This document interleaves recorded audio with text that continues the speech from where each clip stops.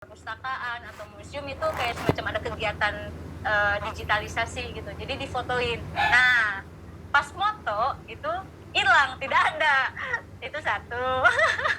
Jadi katanya harus izin dulu lah segala macem gitu. Nah terus kalau lebih parah lagi waktu itu karena baterai kamera habis, terus itu harus cepet-cepet dipindai atau di digitalisasi. Waktu itu maksa motokopi, mesinnya rusak. Wah ini tapi kalau misalnya mau diceritain ada banyak, tapi itu malah seru banget. Misalnya kayak waktu nerjemahin tesis yang Dewi Sri itu, kan Dewi Sri kan sebagai satu tokoh yang dipercaya pisan gitu, yang dipercaya sangat kuat, dipercaya. ya dipercaya kuat. Nah ketika membaca atau menerjemahkan ada 7 versi, Dewi Sri versi pesisiran, itu badan kayak wah berat banget Pak, kayak wah itu bener kayak yang gimana gitu mau ngerjain, sampai lama banget Pak ngerjain tesisnya 1,5 tahun. 1,5 tahun untuk bisa menerjemahkan semua. Terus waktu itu pernah main ke Kanekes di Banten, kampus Kanekes itu sampai dibilang wah ini badannya kayaknya udah nggak kuat nih, gitu-gitu Pak.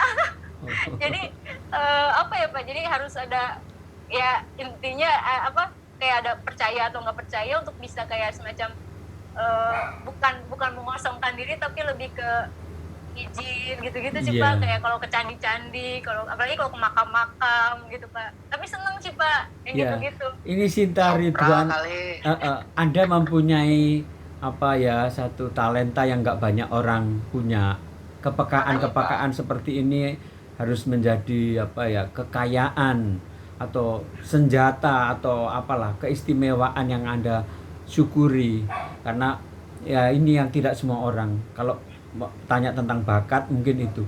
Tapi yang saya ingin pertanyaan kedua, apakah dunia yang Anda tekuni itu sepi atau rame?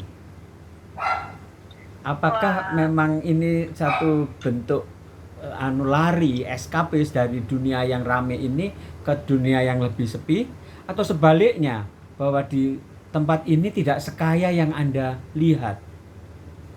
Wah ini Pak menarik banget. Filosofis ini. Iya. Filosofis pertanyaannya nih dari Pak Eka nih. Wah.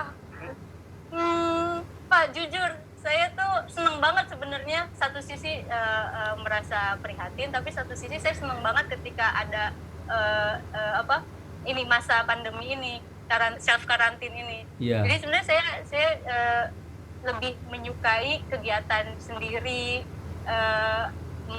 baca atau ketika ngulik aksara atau naskah kuno gitu.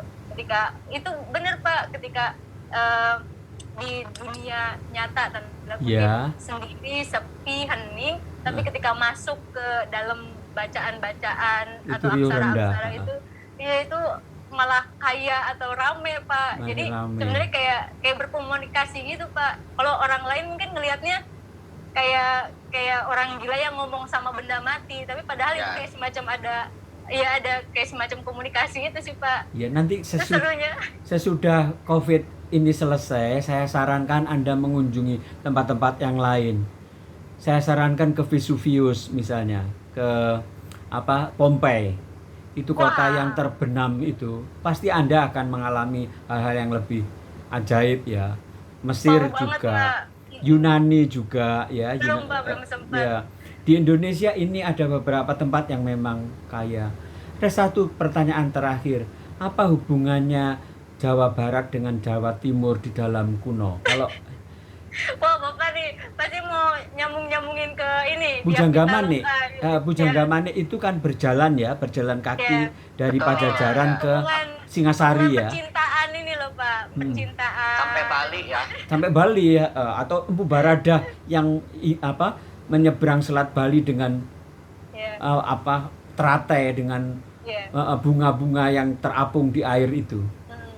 Ini Pak kebetulan tadi baru kuliah online nih Pak, tadi jam 2.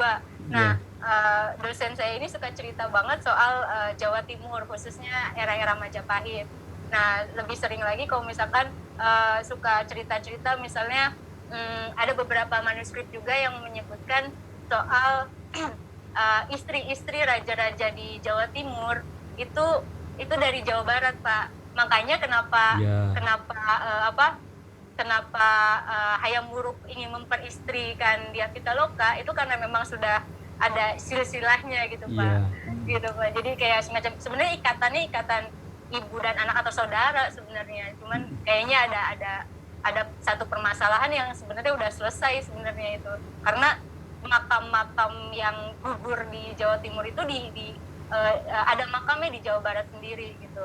Jadi sudah ada proses penyelesaian dan sebagainya gitu, Pak. Itu kalau salah maaf. Terima kasih Sinta Ridwan, Anda memperkaya Indonesia. Bukan hanya saya yang terbuka, tapi saya harap bangsa kita melihat kekayaan yang tidak kelihatan, yang tidak kasat mata. Pada saat seperti ini, ketika kita bersendiri di dalam rumah karena virus corona itu, pada saat inilah kita bisa mengunjungi dalam tanda petik masa lalu maupun masa depan, kekayaan-kekayaan yang tidak terlihat. Dan saya atas nama penggemar fantasi, kalau memang itu disebut fantasi, berterima kasih pada penampilan Sinta Ridwan sore ini. Terima kasih banget. Makasih, Pak. Terima kasih. Bapak, makasih. Terima kasih. Terima kasih Pak Eka.